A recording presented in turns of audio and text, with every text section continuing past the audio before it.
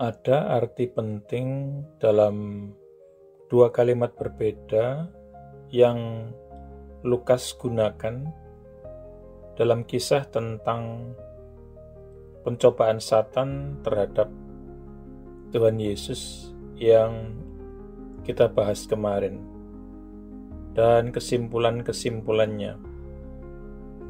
Dalam Lukas 4 ayat yang pertama, ia berkata, "Maka Yesus yang dipenuhi Roh Kudus dipimpin oleh Roh ke padang gurun." Namun pada akhir pencobaan-pencobaan itu, dalam Lukas 4 ayat yang ke-14, kita membaca, "Dan kembalilah Yesus dalam kuasa Roh ke Galilea." Sebelum perjumpaannya dengan Satan, Yesus sudah dipenuhi dengan Roh Kudus. Namun barulah setelah Yesus menghadapi dan mengalahkan Satan dengan pedang firman Tuhan, ia mampu memulai pelayanan yang ditetapkan Allah dalam kuasa Roh. Oleh karena itu, ada perbedaan antara dipenuhi dengan Roh dan mampu melayani dalam kuasa Roh.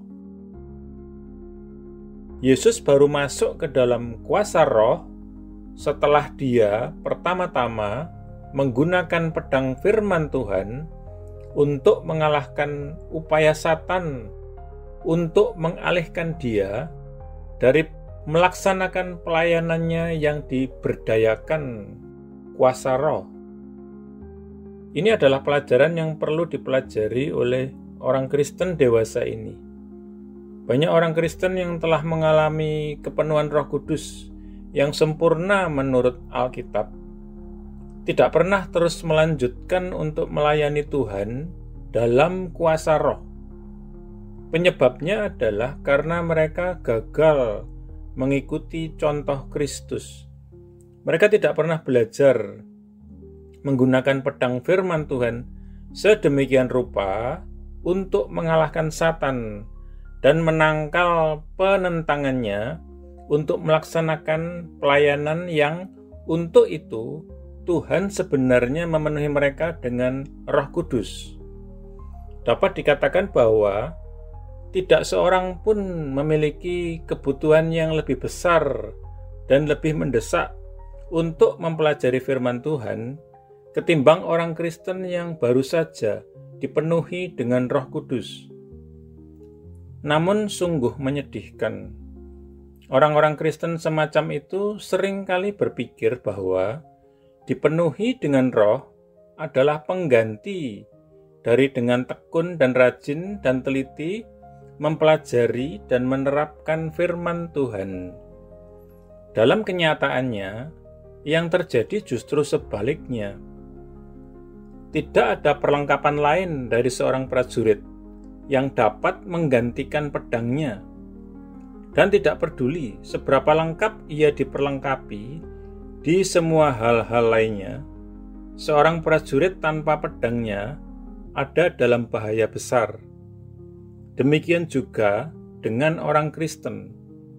Tidak ada perlengkapan atau pengalaman spiritual lain apapun yang dapat menjadi pengganti dari pengetahuan yang menyeluruh tentang firman Tuhan, dan tidak peduli seberapa lengkap ia diperlengkapi dalam segala hal-hal lainnya, seorang Kristen tanpa pedang firman Tuhan selalu ada dalam bahaya besar. Kita berdoa.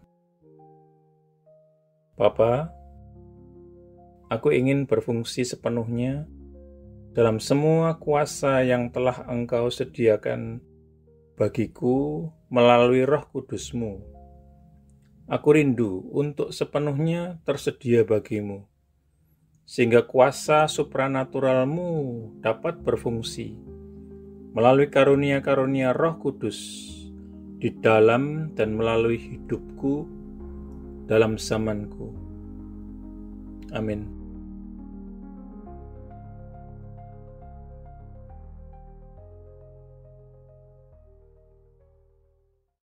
Jika Anda belum menjadi murid Yesus atau belum menerima Yesus sebagai Tuhan dan Juru Selamat pribadi Anda, ikuti doa berikut ini.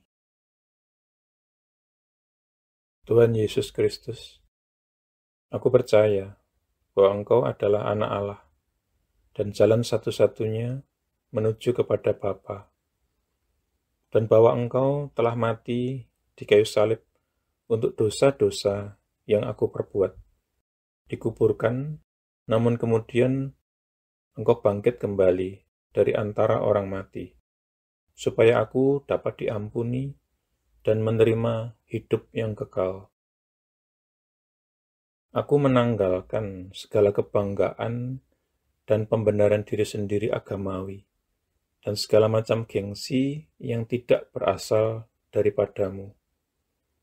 Aku tidak punya klaim apapun atas belas kasihan-Mu, kecuali bahwa Engkau telah mati menggantikan aku. Sekarang aku tidak akan memberontak dan berdosa lagi kepadamu, ya Tuhan. Dan aku menyerahkan diriku kepadamu, karena sesungguhnya Engkau adalah Tuhanku. Aku mengakui segala dosa-dosaku di hadapan-Mu, dan aku tidak menyembunyikan apapun. Secara khusus aku mengakui, sebutkan dosa-dosa yang pernah Anda perbuat, yang Roh Kudus ingatkan. Aku bertobat dari segala dosa-dosaku, ya Tuhan. Aku berbalik dari mereka, dan aku kembali kepadamu, ya Tuhan, untuk belas kasihan dan pengampunan-Mu. Aku memohon pengampunan-Mu, terutama atas dosa-dosa yang menyebabkan diriku terkena kutuk. Lepaskanlah diriku juga dari akibat dosa-dosa bapa leluhurku di masa lalu. Oleh keputusan kehendakku, aku dengan sadar mengampuni setiap orang yang pernah melukai atau bersalah atau merugikan aku, sama seperti aku ingin Tuhan mengampuni diriku. Aku menanggalkan seluruh kepahitan, seluruh kemarahan dan dendam, dan segala kebencian. Secara khusus, aku mengampuni. Sebutkan nama-nama orang yang Anda maksudkan. Aku membatalkan dan memutuskan segala hubungan yang pernah aku miliki dengan hal-hal okultisme dan segala macam agama palsu dan segala sesuatu yang berasal dari iblis. Seandainya aku masih punya barang-barang yang menghubungkan diriku dengan iblis, okultisme, dan agama palsu, aku berkomitmen saat ini, Tuhan, untuk menyingkirkan dan menghancurkannya. Dengan ini pula aku membatalkan segala hak atau kekuasaan yang dimiliki iblis atas tubuhku dan kehidupanku. Tuhan Yesus, aku berterima kasih bahwa di kayu salib Engkau telah menanggung segala kutuk yang mungkin mengikat diriku selama ini. Engkau telah dijadikan kutuk, supaya aku dapat ditebus dari setiap kutuk dan mewarisi berkat-berkat Allah. Atas dasar itu, aku memohon Engkau, Tuhan, untuk melepaskan aku dan membebaskan aku dari segala kutuk yang mengikat kehidupanku di dalam nama-Mu, Tuhan Yesus Kristus. Aku menyerahkan diri dan menundukkan diri kepadamu ya Tuhan, dan aku melawan iblis.